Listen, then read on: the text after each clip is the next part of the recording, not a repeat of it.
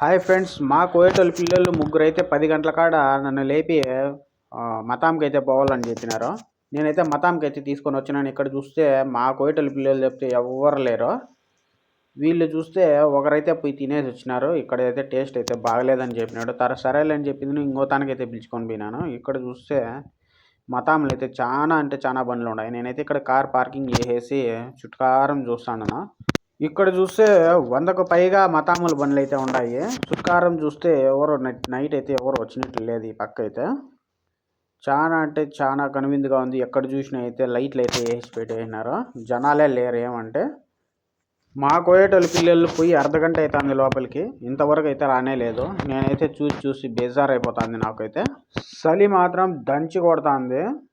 ఈ ఎడారి జాగూర్లలోకి వస్తే ఇలాగే ఉంటుంది వాతావరణం. మీరు మాత్రం సబ్స్క్రైబ్ చేసుకోండి ఫ్రెండ్స్, మన ఛానల్ని సపోర్ట్ చేయండి.